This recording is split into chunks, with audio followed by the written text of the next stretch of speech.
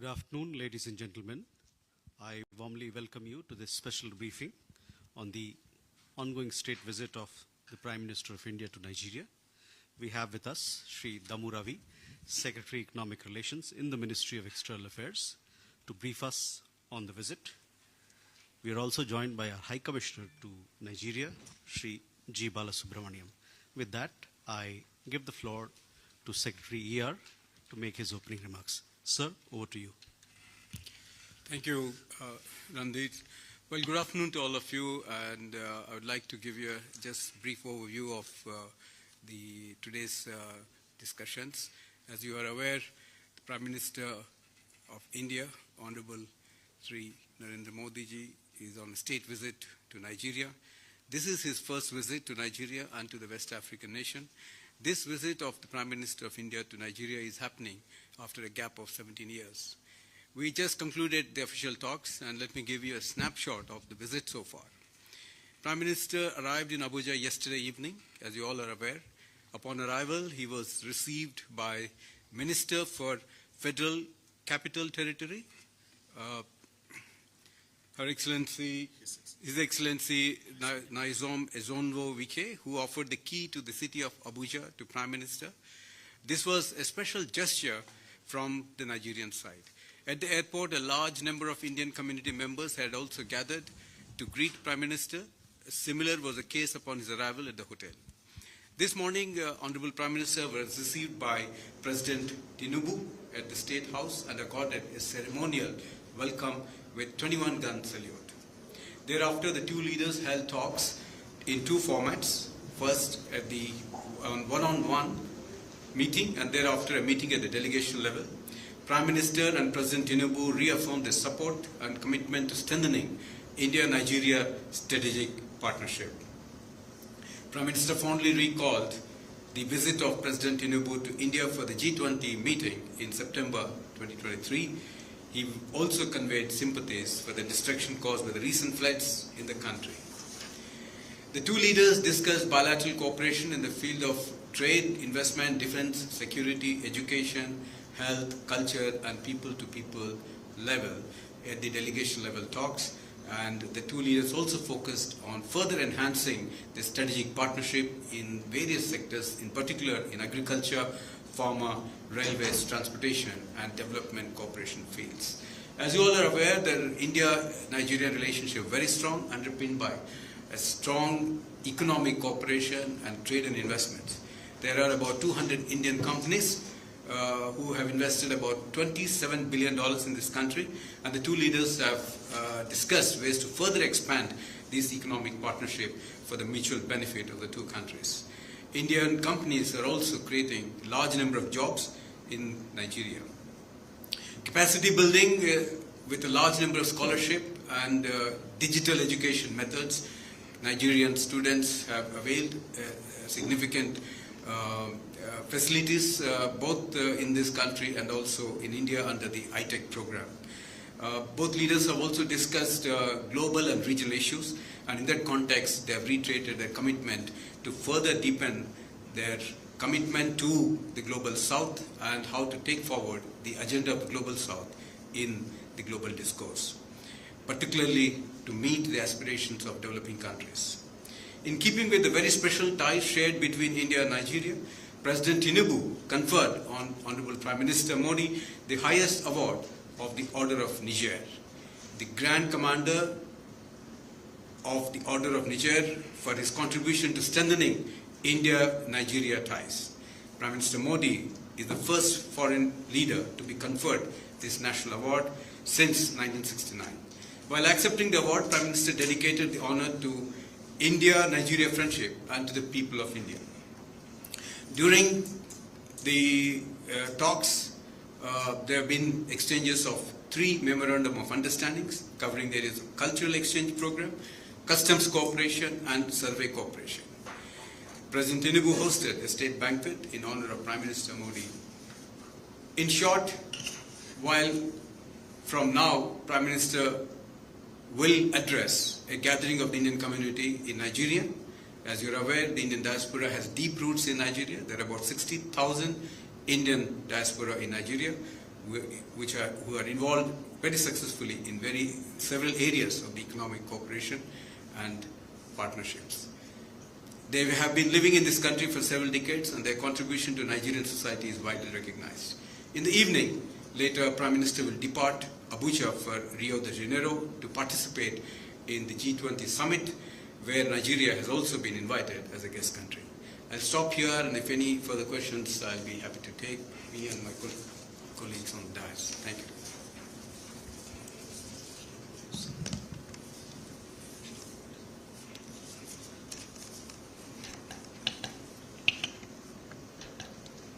We now open the floor for questions. As you ask a question, please do introduce yourselves so that we get you right in our records. Thank you.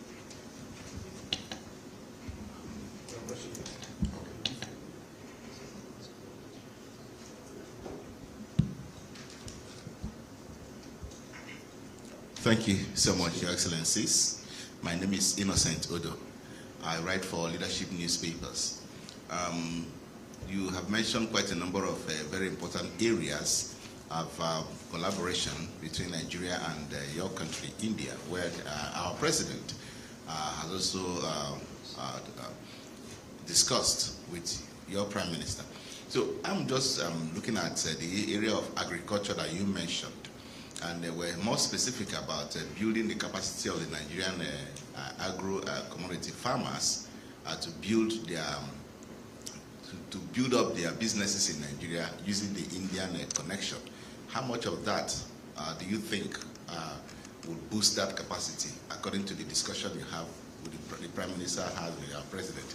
And the other one is that you mentioned the issue of the Global South. Things are changing around the world right now, because the U.S. election has introduced Donald Trump as the new president of America.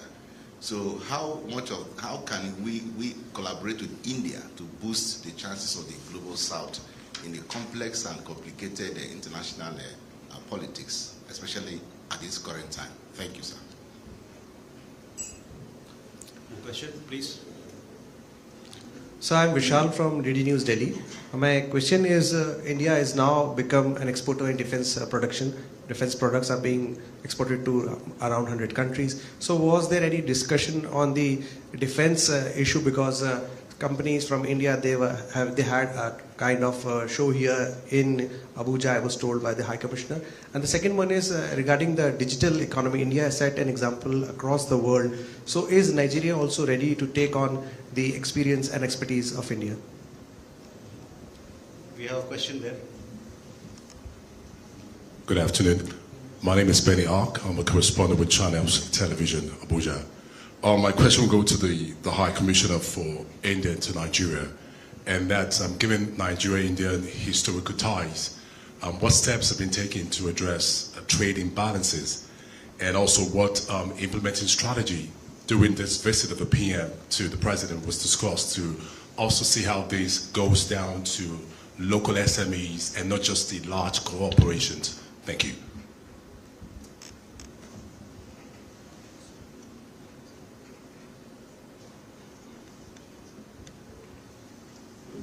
All right. Good afternoon, Your Excellencies. My name is Emmanuel Lebeke. I write for Vanguard. I want to ask, with all these areas of cooperation between India and Nigeria, Nigeria at this moment is in dire need of investment in the area of oil and gas. Especially this period, the President just removed the fuel subsidy, which is biting very hard on Nigerians. So I want to ask, with the coming of the Prime Minister, are you also looking into the area of investing in Nigeria oil and gas sector? Thank you. Good afternoon, Your Excellencies. My name is Bridget Anochie, and I am of the Guardian newspaper. Yes, I want to ask concerning, the area of pharmaceutical and medicine generally.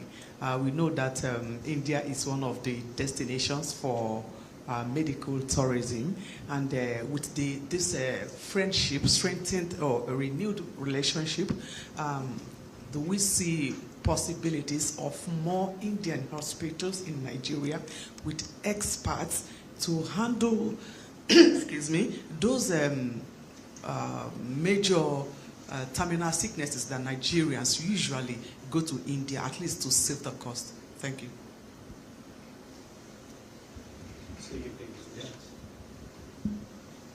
We can come back to you.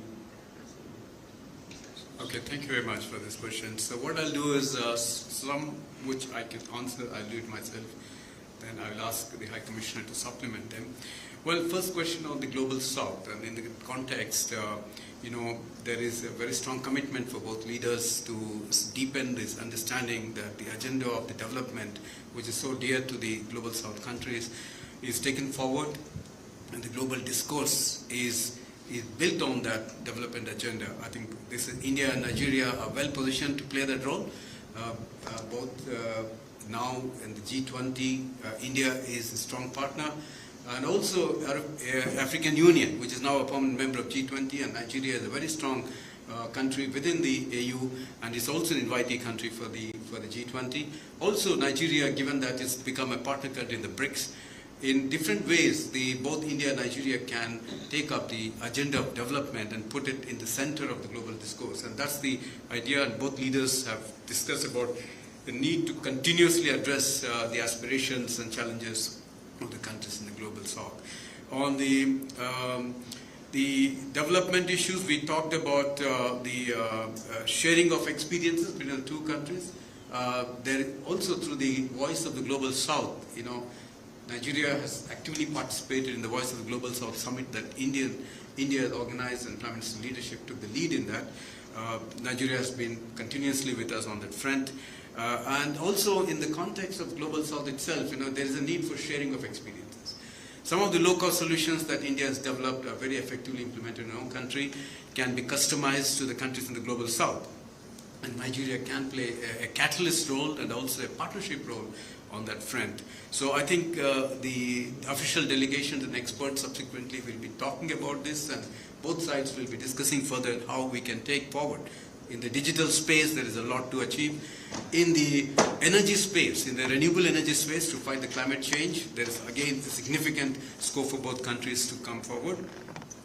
On the agriculture front, yes, there have been a serious talk today in the delegation level talks, including on how we can both, India and Nigeria, work towards the food security concept in the global south for developing countries. And in that context, the idea of seed supplies, the mechanization, the tractors, research and development, collaboration on that front, and storage and distribution, the lentils, all these ideas came up in the delegation level talks.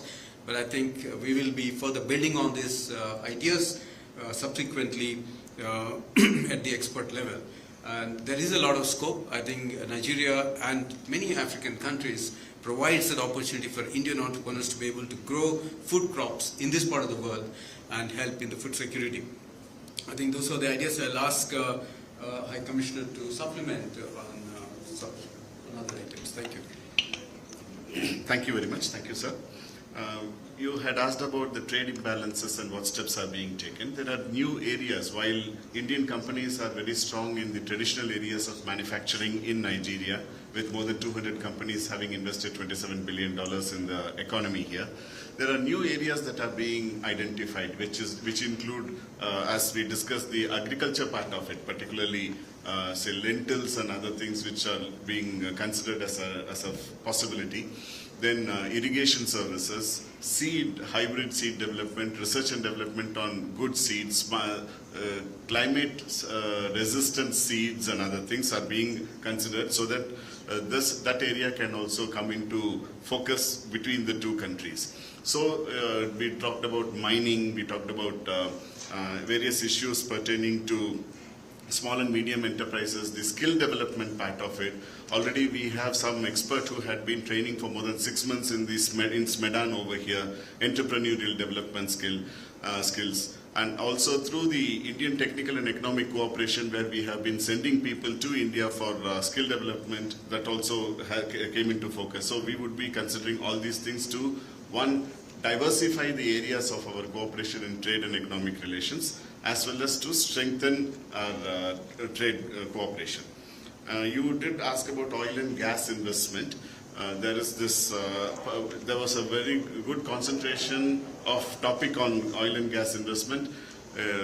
Some Indian companies are already working on the CNG areas, which is the focus area of the president also.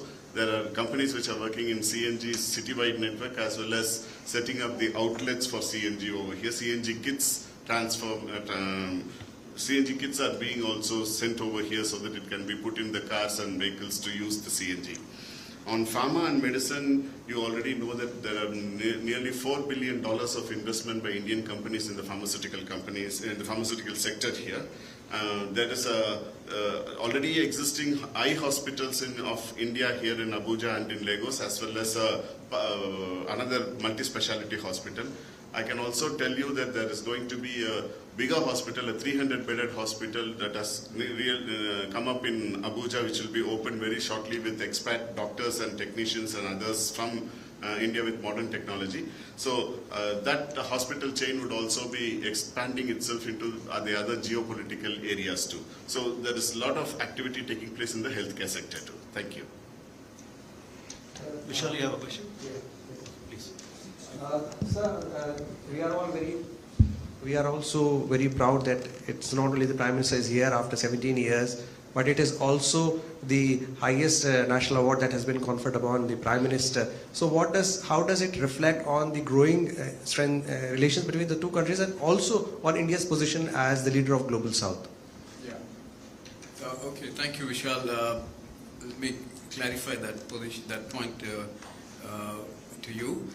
In a ceremony today at the State House, the President of the Federal Republic of Nigeria, His Excellency Mr. Bola Ahmed Tinubu, conferred the National Award on Prime Minister as the Grand Commander of the Order of Niger for the statesmanship of Honorable Prime Minister and his stellar contribution to fostering India-Nigeria ties. The award and citation notes that under Prime Minister's visionary leadership, India has been positioned as a global powerhouse, and his transformative governance has fostered unity, peace, and shared prosperity for all. Now, just coming back to your item on the defense cooperation, as you know that both the countries have a joint defense committee which is headed by the respective ministries at the joint secretary level. India has helped in the setting up of the National Defense College here and also the Naval War College. So, there is an ongoing cooperation in the defense and also a lot of capacity building under ITEC is being rendered and also purchase of equipment. This is an ongoing thing on a commercial basis. So the defense cooperation is deepening between the two countries. I'll pause here if there are any questions. Last question. Hello. Yeah, there. Okay. Please, you go ahead. Okay, Your Excellency, my name is Francis Udojo. I report for Nigerian Television Authority. My question is towards the economic growth of India that has been rated to about 7.2%. This is a wonderful growth. I would like to ask, what kind of policy, what would you say is the major policy put in place that has given India this kind of growth? And what should Nigeria do to reach this point? And then my last question is this. In terms of politics, Nigeria is doing well too. We are trying. And we are looking at ICT, the use of ICT. In what way can Nigeria boost this aspect of technology to help our electoral system? Thank you. Well, it's a nice question, but Okay. So my name is Joshua Odeyemi. I write for Daily Trust newspaper. So Nigeria is one of the African countries that is interested in occupying the proposed permanent seat for African countries, and the country is currently seeking cooperation and support from other countries. I don't know if these issues were discussed. If this issue was discussed during the Prime Minister's discussion with the President, and was India's position in if India will support Nigeria? So, Well, on your question about economic growth and how India has been able to achieve such high levels of growth consistently, well, in the global south, we all have to learn from each other, and that's very fundamental. And there are certain practices that India has introduced, initiatives that have been introduced in the last 10 years have really reaped huge benefits. Focus on infrastructure, corridors that have been built along the national infrastructure, roads, railways, airports. I think that is what fuels the economic growth. Then a lot of focus on the ICT, the digital infrastructure that has been created. I think that brought in a lot of transparency and benefits, and also enabled the common man empowerment. And then in the economic sphere, while the big industry has a big role in developing capacities, but a lot of focus on the MSME, because we should not forget that the micro, small and medium enterprises have a big role in terms of job creation and sustaining the jobs at the local level. And Prime Minister himself has focused significantly on the policies that will enable ease of doing business. And now he's also talking about ease of living. And I think in the combination of factors. So we also know that, like Nigeria, in India too, we have very young people in the country. So what is essential is the right education and the skilling.